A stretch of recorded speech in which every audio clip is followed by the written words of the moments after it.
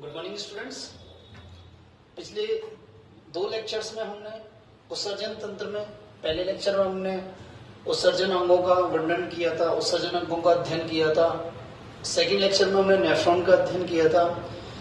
Second lecture को मैं थोड़ा सा दोबारा 5 मिनट में कंपाइल कर रहा हूँ। देखें, देखो बेटा, ये नेफ्रॉन है।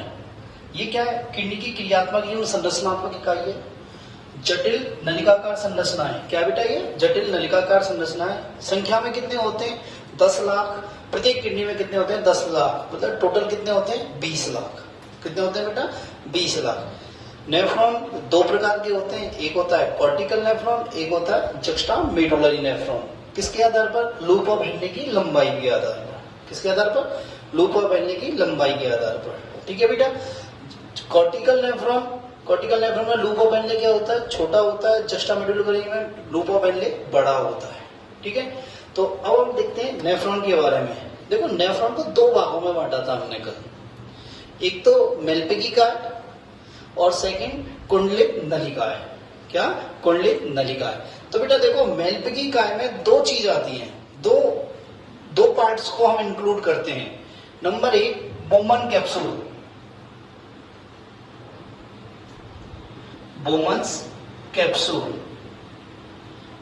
इसको बोलते हैं बोमन संपुट। क्या बोलते हैं बेटा? बोमन संपुट।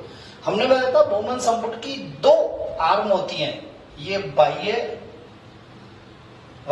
दीवार और ये आंतरिक दीवार। ठीक है बेटा। ये बाह्य दीवार होती है इसकी, इसको बोलते हैं पेराइटल लेयर। क्या बोलते हैं बेटा? Parietal layer. जो किसकी बनी होती है? सरल सल्की उपकला की बनी होती है। किसकी बनी होती है? सरल सल्की उपकला की। ये बाह्य होती है। और आंतरिक जो परत होती है उसको बोलते हैं विसरल परत। क्या बोलते हैं बेटा? विसरल परत। ये वाली जो आंतरिक, ये वाली संरचना है, यहाँ पे जो ये ग्रीन और रेड ब्लू कलर की दिखती है, ये है विसरल लेयर। और ये किसकी बनी होती है? सरल सल्की उपकला की बनी होती है। और इसमें विशेष प्रकार की कोशिकाएं पाई जाती है जिन्हें क्या बोलते हैं? Podocyte cells. क्या बोलते हैं बेटा? Podocyte cell. होता क्या है कि ये बोमन कैप्सूल का जो कपनुमा भाग है, ये वाला, ये कपनुमा भाग है। इस कपनुमा भाग में क्या होता है? रक्त केशिकाओं का जाल पाया जाता है। क्या पाया जाता है बेटा? रक्त केशिकाओं का जाल, जिसे क्या बोलते हैं हम? ग्लोमेरुलस।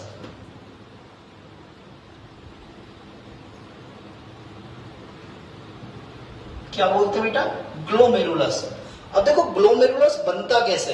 होता क्या है, ये जो बोमन कैप्सूल का कपनुमा भाग है, इसमें क्या होता है? एक एफरेंट अविवाही धमनिका अंदर घुसती है।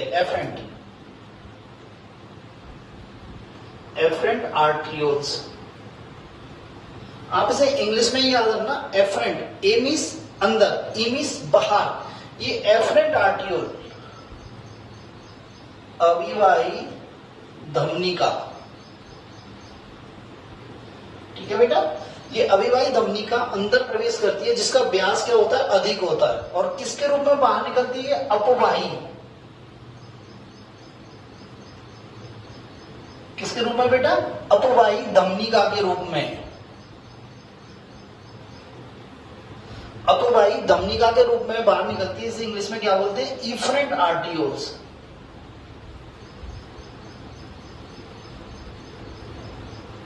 क्या बोलते हैं बेटा?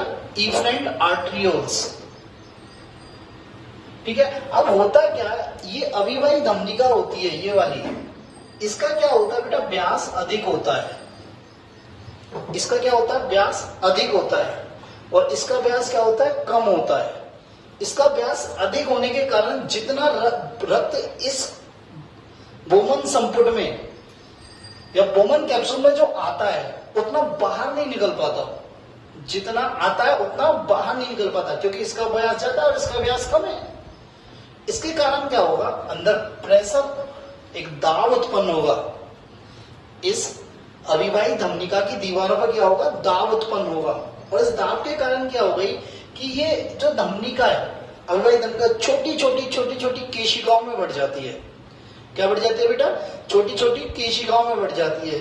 और कितनी केशिकाएं होती है? 20 से 50 केशिकाएं, 30 से 50 केशिकाएं होती हैं।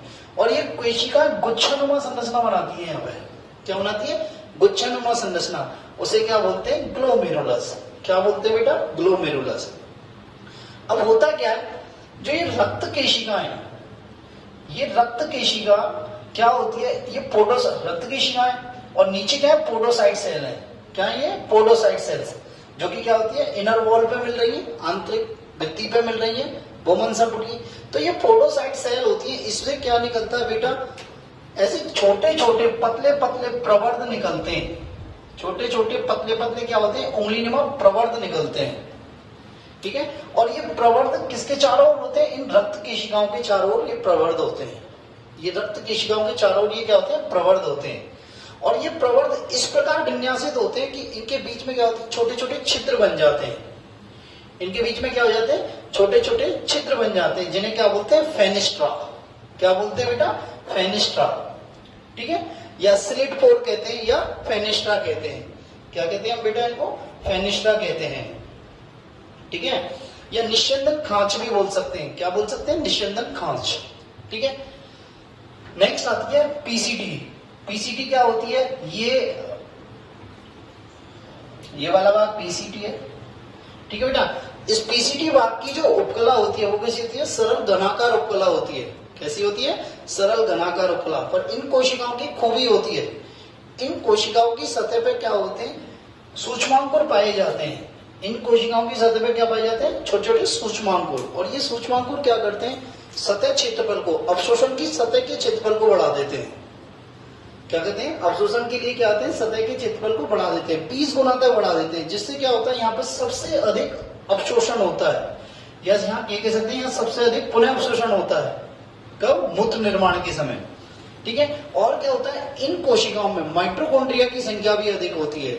जिससे क्या होता है? जैसे अवशोषण के लिए बहुत सारे ऐसे पदार्थ हैं जिनका अवशोषण सक्रिय विधि से होता है, तो उनके लिए ऊर्जा की आवश्यकता होती है। किसकी आवश्यकता होती है बेटा? ऊर्जा की। तो वो ऊर्जा एटीपी की फॉर्म में किससे मिलती है? हमें माइटोकॉन्ड्रिया से। किससे मिलती है? माइटोकॉन्ड्रिया से। नेक्स्ट आता है ये वाला भाग जो यू आकृति का है। ये वाला भाग जो यू आकृति का है, इसको क्या बोलते हैं? Loop of Henle. क्या बोलते हैं बेटा? Loop of Henle.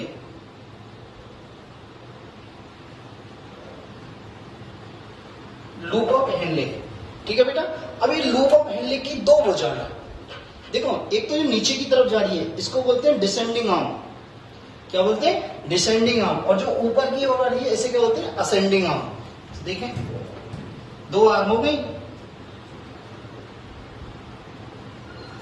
Descending limb और असेंडिंग लिम्ब। ठीक है। अब देखो बेटा, ये डिसेंडिंग लिम्ब है, ये इसमें दो भाग हैं, एक तो मोटा वाला भाग और एक पतला वाला भाग। ये मोटा वाला भाग किसका होता है? सरल घनाकार उपकला का। और पतला भाग किसका होता है? सरल क्षैतिज उपकला का। इसी प्रकार ये डिसेंडिंग लिम्ब, असेंडिंग लिम्ब है, इसमें भी दो भाग हैं, नीचे पतला वाला भाग, ऊपर मोटा वाला भाग। तो इसमें क्या होता है? ये पतला वाला भाग किसका होता है? सरल क्षैतिज उपकला का, और ये सरल घनाकार उपकला का। ठीक है बेटा। नेक्स्ट, ये जो असेंडिंग लिम्ब है, ठीक है, ये किसमें खुलती है? एक कुंडलित भाग में खुलती है, जिसे क्या बोलते हैं हम? डीसीटी। क्या बोलते हैं बेटा? डीसीटी। ठीक है। ये डीसीटी में जो उपकला होती है ये क्या होती है? सरल घनाकार उपकला होती है।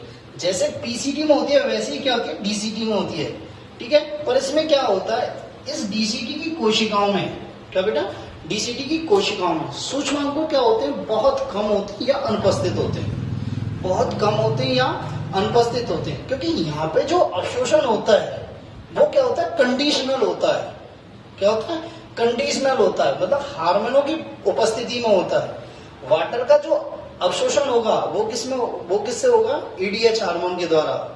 ठीक है। और सोडियम आयन का जो अवशोषण होगा वो किसके द्वारा होगा? हमारा एल्डोस्टेरोन के हार्मोन के द्वारा। ठीक है बेटा।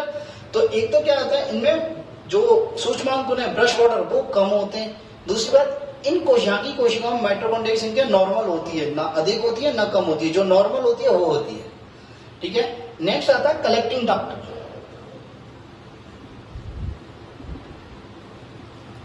क्या आता है बेटा?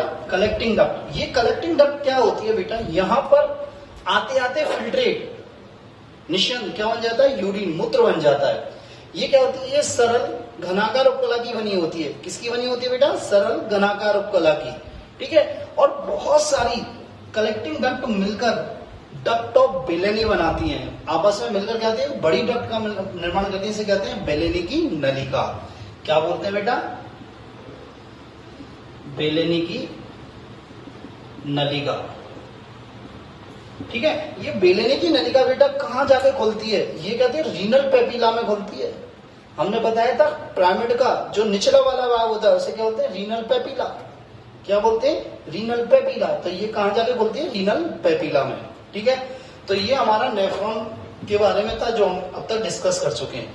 नेक्स्ट आता है मूत्र निर्माण की क्रियाविधि। क्या बेटा, मूत्र निर्माण की क्रियाविधि।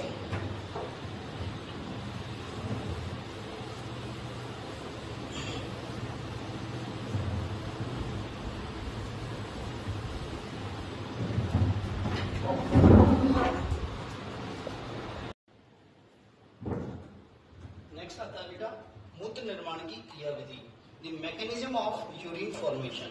देखो मूत्र निर्माण की क्रियाविधि को हमने 3 चरणों में डिवाइड किया है, 3 चरणों में बांटा है।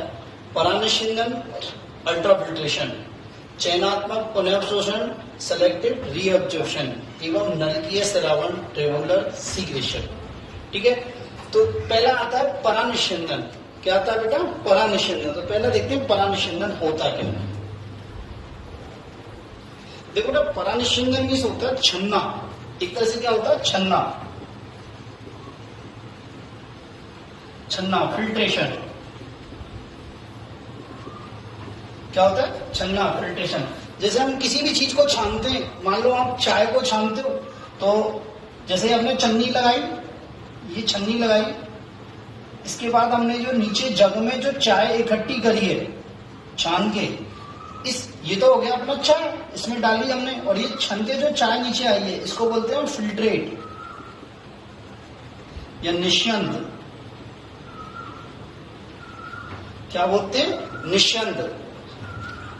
ये क्या बोलते हैं बेटा, निष्यंद, ठीक है। तो आप फिल्ट्रेट का मतलब समझ गए कि जो छन के नीचे आया उसको फिल्ट्रेट कहते हैं। तो देखो अल्ट्रा फिल्ट्रेशन मीन्स क्या होता है, होता क्या बेटा, रक्त का, ये रक्त है, रक्त का, यहां पे रक्त है, रक्त का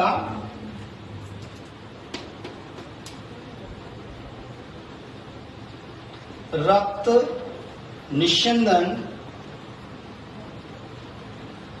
इकाई के द्वारा छनकर किसमें आना, बोमन संपुट की गुहा में आना। ये क्या कहलाता है, अल्ट्रा फिल्ट्रेशन। क्या कहलाता है बेटा, अल्ट्रा फिल्ट्रेशन। क्या कहलाता है बेटा, अल्ट्रा फिल्ट्रेशन। क्या कह सकते हैं, रुधिर निस्यंदन इकाई से छनकर बोमन कैप्सूल में पहुंचना क्या कहलाता है, अल्ट्रा फिल्ट्रेशन। अब आप सोच रहे होंगे सर ये ब्लड निस्यंदन इकाई, या इसको बोलते हैं रक्त परानिषिंदन इकाई। क्या बोलते हैं, रक्त परानिषिंदन इकाई, blood ultra filtration unit, blood ultra filtration unit. ये होती क्या है, देखो बेटा मैंने आपको यहाँ बताया था, ये पोडोसाइट सेल्स होती हैं। इन पोडोसाइट सेल से क्या होते हैं, छोटे उंगलीनुमा प्रवर्त निकलते हैं।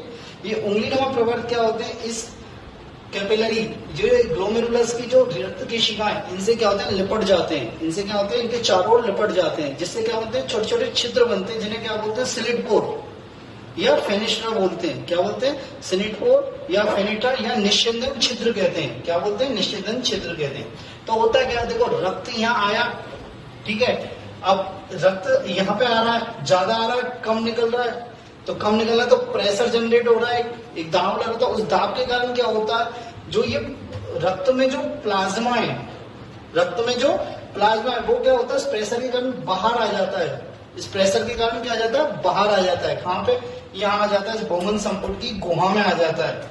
ये बोमन संपुट की केस में आ जाता है, गुहा में आ जाता है, और इसे क्या बोलते हैं, इस क्रिया को क्या बोलते हैं, परानिषिंदन। और जो छन के आया उसे क्या बोलेंगे, फिल्ट्रेट। क्या बोलेंगे बेटा, फिल्ट्रेट। तो देखो इस ब्लड अल्ट्रा फिल्ट्रेशन यूनिट का निर्माण कौन कौन करता है, तो देखो हमें पता है इसमें 2 चीज इन्वॉल्व है। देखो ना क्या क्या इन्वॉल्व है इसमें। ये तो वही ब्लड कैपिलरी, रक्त केशिका ये वाली, ठीक है। यहां क्या हो गई हमारी, ये तो हो गई हमारी रक्त केशिका, ठीक है। ये जो रेड से दिखाई है ये हमारी क्या हो गई बेटा, बोमन संपुट की आंतरिक दीवार,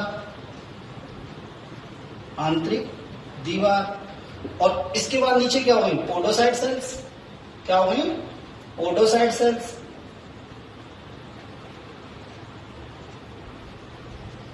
देखो यहां देखो आप, ये वाली संरचना बनाई है मैंने, ये वाली संरचना, ठीक है। तो देखो कौन कौन सी, अब इस ब्लड अल्ट्राफिल्ट्रेशन यूनिट का निर्माण कौन कौन करेगा।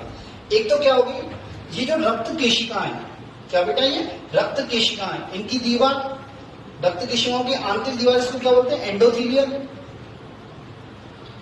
क्या बोलते हैं बेटा, एंडोथीलियल। ये एंडोथीलियल है, तो ये क्या हो गई,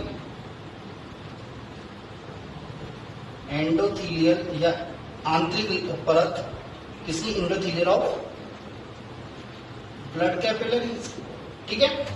दूसरी बात क्या हो गई, इस ब्लड कैपिलरी की क्या हो गई, आधार कला। ब्लड कैपिलरीज की क्या हो गई, आधार कला। तो ब्लड कैपिलरीज की क्या हो गई, ये आधार कला, बेसमेंट मेम्ब्रेन, क्या बेटा, आधार कला, ठीक है। तीसरी क्या होगी, बोमन संपुट की आंतरिक दीवार, जो किसके होते हैं, सरल सल्की उपकला की और पोडोसाइट सेल्स की। तो एक क्या होगी, बोमन संपुट की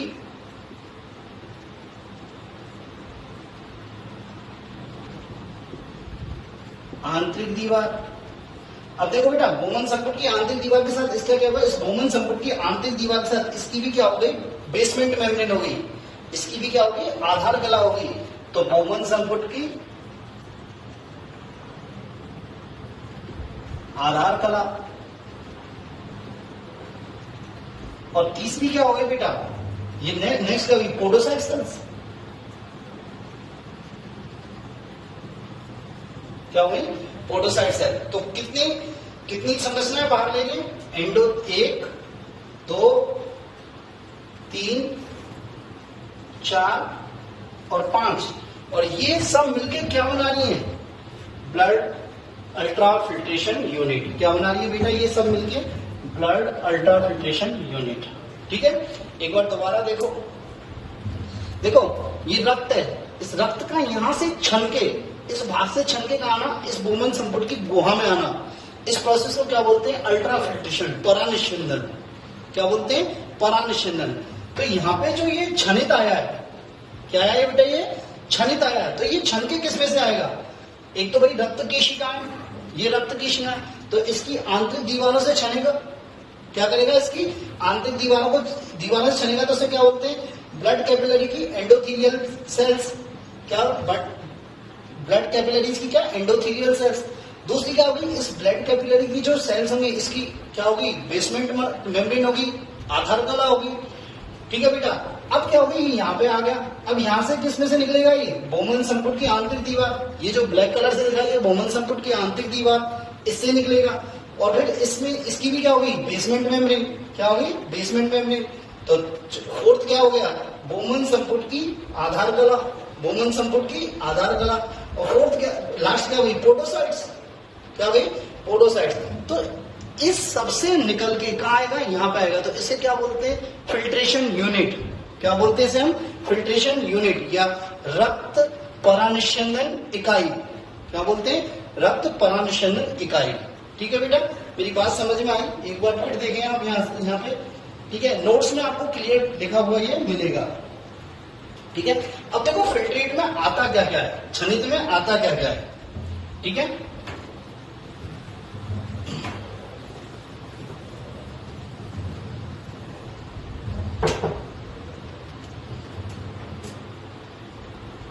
छनित, इसको बोलते हैं फिल्ट्रेट।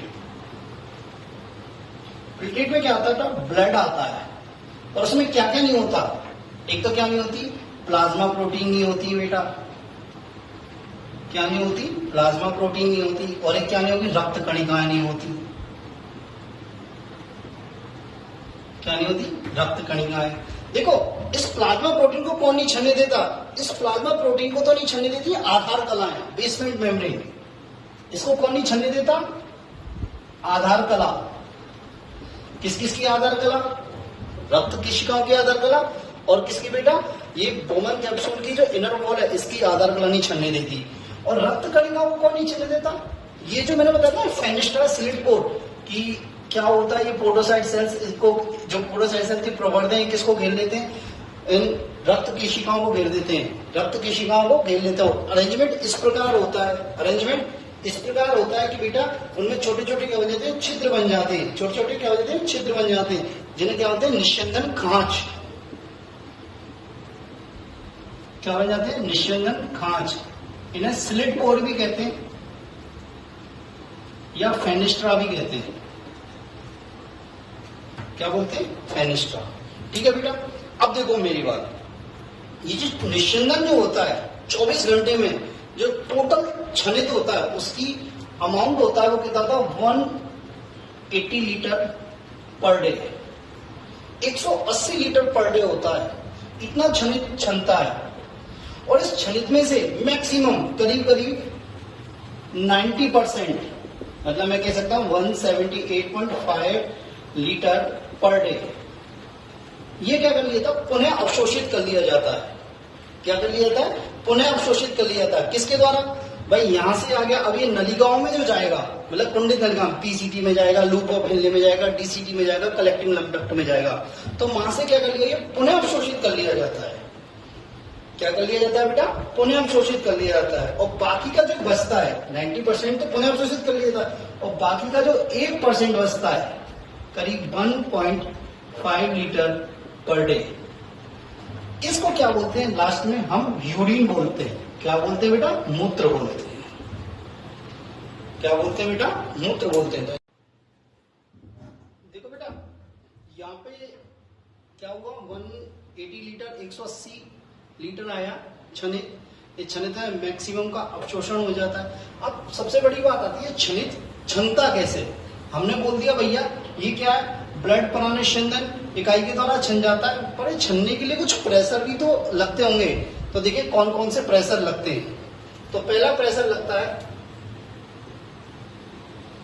Glomerular hydrostatic pressure. क्या लगता है बेटा, ग्लोमेरुलर हाइड्रोस्टेटिक प्रेशर। कौन सा लगता है बेटा, ग्लोमेरुलर हाइड्रोस्टेटिक प्रेशर, जिसका मान कितना होता है, 70 mm of Hg।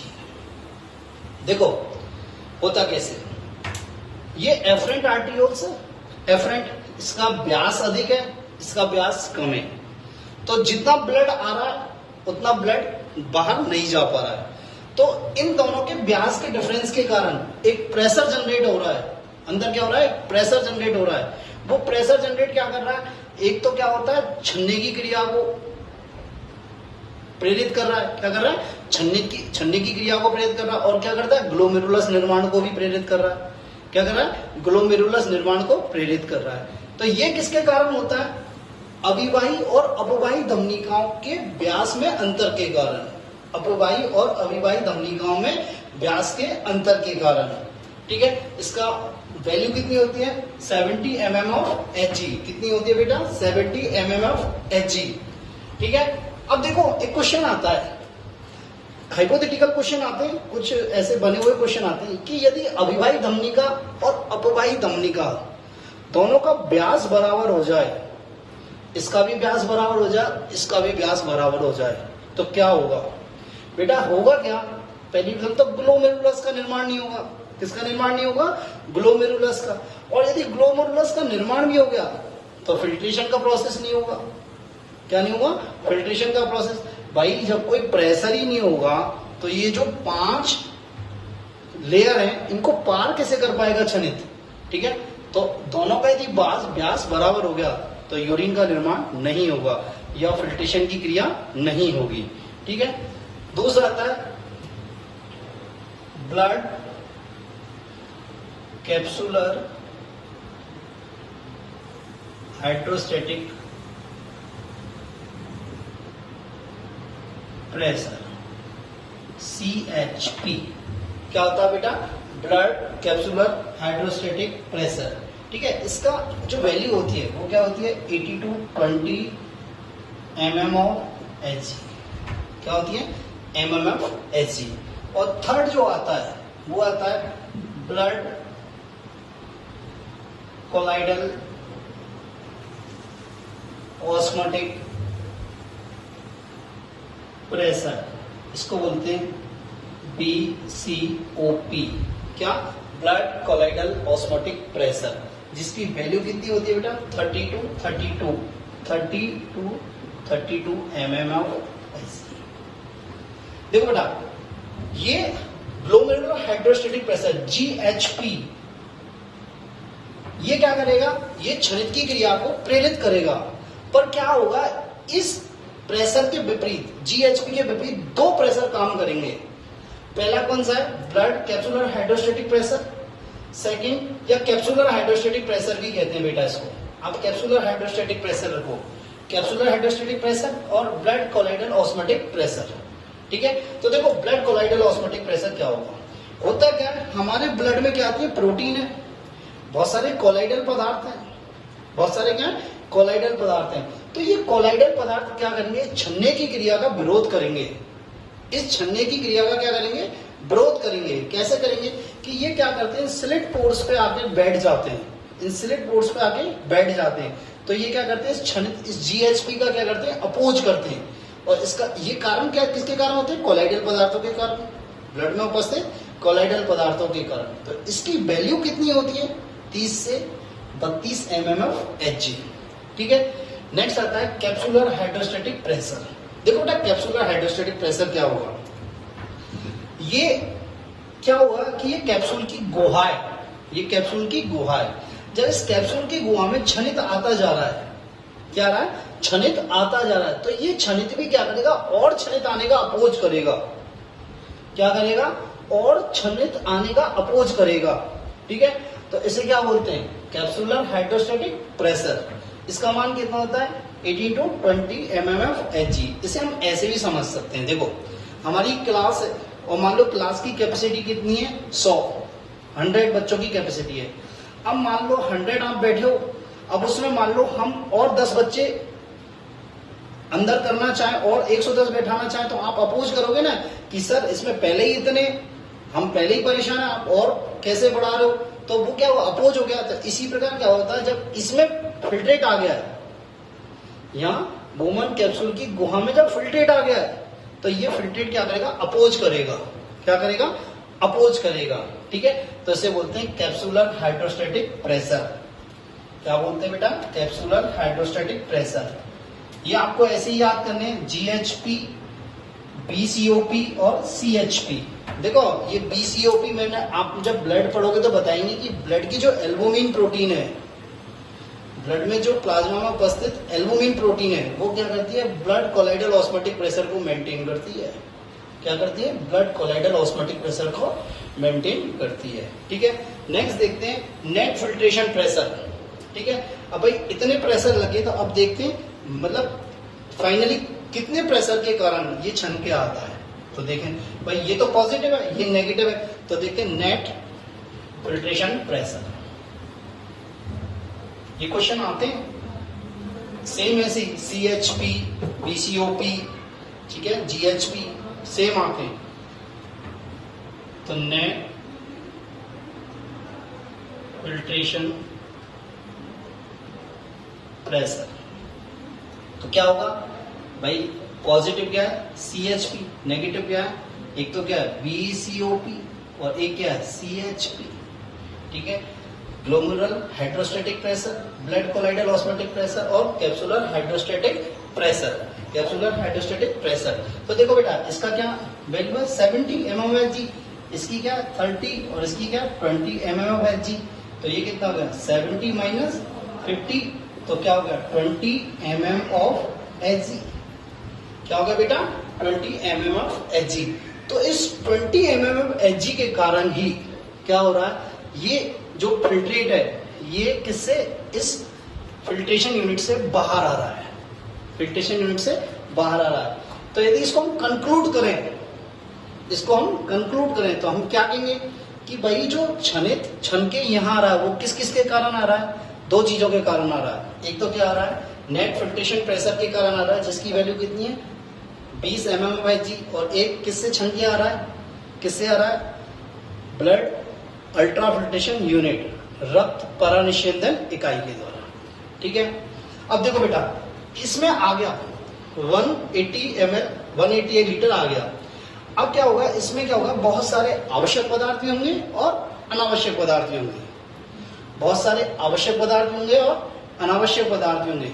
तो जितने भी आवश्यक पदार्थ हैं वो क्या करते हैं, पुनः अवशोषित कर लिए जाते हैं। क्या कर लिए जाते हैं, पुनः अवशोषित कर लिए जाते हैं। मतलब यहां से किस में भेज दिए जाते हैं, ब्लड में भेज दिए जाते हैं। यहां से किस में भेज दिए जाते हैं बेटा, ब्लड में भेज दिए जाते हैं। तो पुनर्अवशोषण का काम किसके द्वारा होता है, पुनर्अवशोषण का काम होता है कुंडलित नलिका के द्वारा। किसके द्वारा होता है बेटा, कुंडलित नलिका के द्वारा। ठीक है, तो कुंडलित नलिका के द्वारा क्या होता है कि कुंडलित नलिका में क्या होती है, बहुत सारी कोशिकाएं होती हैं, और इनकी क्या होती है, जो फिजियोलॉजी होती है वो भी अलग अलग होती है, अलग-अलग होती है। तो हम नेक्स्ट देखेंगे रीएब्जॉर्प्शन, चयनात्मक पुनर्अवशोषण। क्या देखेंगे बेटा, चयनात्मक पुनर्अवशोषण।